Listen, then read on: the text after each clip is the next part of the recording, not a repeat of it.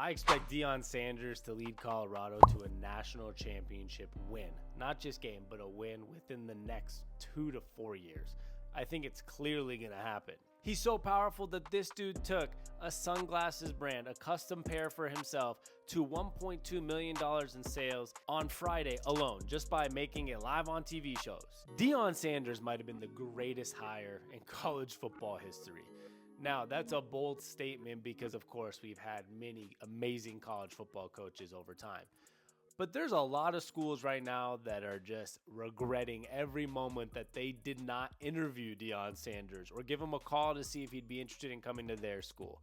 Because he ended up in Boulder, Colorado, at the University of Colorado, and he is changing the culture and he's changing the game of college football. In this video, I want to break down a little bit about what happened with his sunglasses this weekend, who's at college game day and at the college Colorado Boulder environment this weekend, because apparently everyone is, and on top of that, why Deion Sanders will lead this team to a national championship. But we got to pump the brakes this year just a little bit. Now, let's not forget that Colorado was 1-11 last year.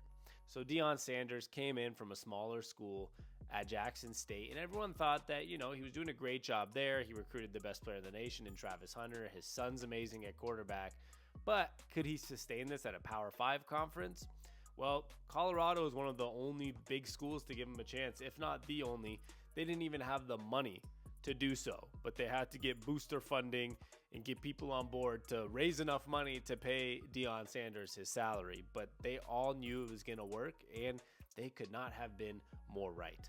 Now, after going 1-11 last year, they went out the first week with like 70% transfer players. Remember, Deion went in, he said, I'm bringing my bags and they're Louis. So if you're not that good, get in the transfer portal now.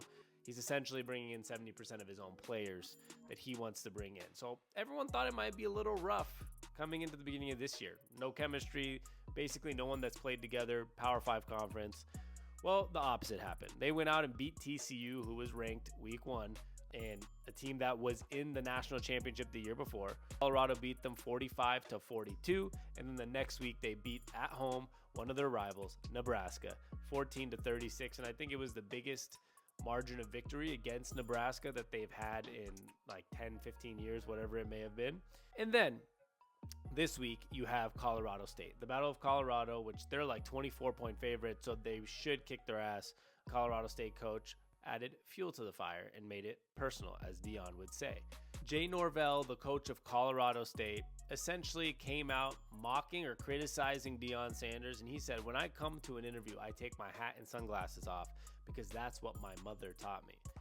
First of all, keep mothers out of this because that's a shot at Deion's mom saying that she didn't teach him to do that. Number 2 is Deion's his own personality.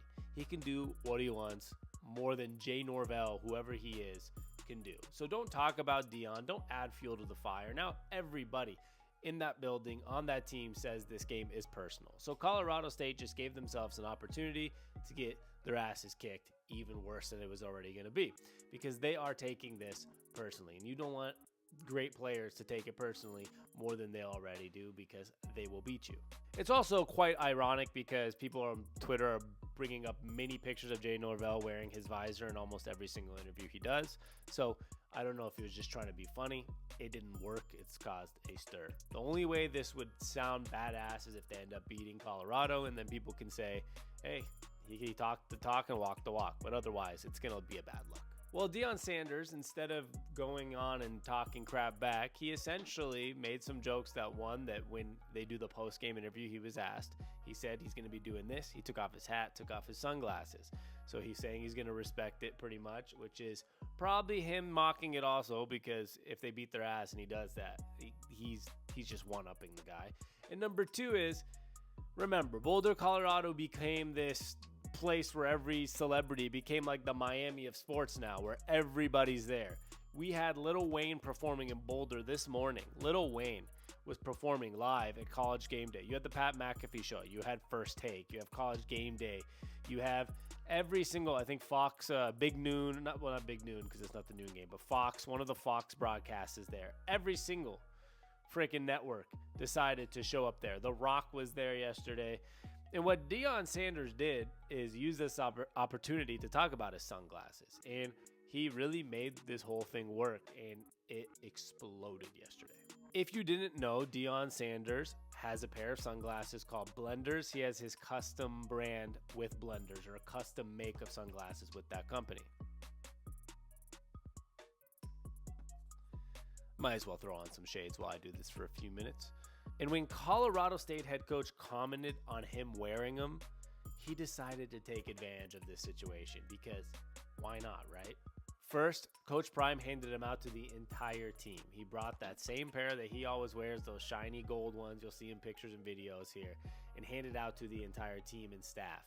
Number one, that went viral on social media, and of course, probably helped making a huge splash. And of course, he went on live television yesterday. He gave a pair to Pat McAfee, to Dwayne Rock Johnson, to Stephen A. Smith, to Molly Kieram, to Shannon Sharp. And again, this was going viral. I watched a video of ESPN First Take yesterday on YouTube interviewing Deion Sanders where they did the sunglasses exchange. And it had 1 million views in 7 hours. So this is going viral. And on it, it said, go ahead and go pre-order your Deion glasses at Blenders. And obviously, it worked. If you go to the Google trend Deion Sanders Blenders, overnight it spiked. It was the highest rated search last night. And Saturday morning, whenever you're listening to this, but before the game, Deion Sanders has confirmed that the company did $1.2 million in sales Friday alone. The day that he went all over the TV, the day he started talking about it, the day he handed it out to people. They did $1.2 million in sales that day alone. So I don't know, including Saturday or what's coming on Sunday, Monday, Tuesday, the rest of this week. He is making bank and the company's making bank. And Jay Norvell, you messed up, buddy. Now, the last part of this video is not to hate on this situation or not to be pessimistic, because I personally, I'm a kid who grew up in Seattle, who's a fan of the Washington Huskies, who lives in Arizona right now, who's a fan of, some Arizona sports, mostly Seattle sports, and I live near ASU, Arizona State, so I root for them to do well too. I have no affiliation with Colorado, the state. Actually, I've never even been to Colorado or Denver, and I am rooting like crap for this team. Like, I was rooting for them against TCU, against Nebraska, against Colorado State today.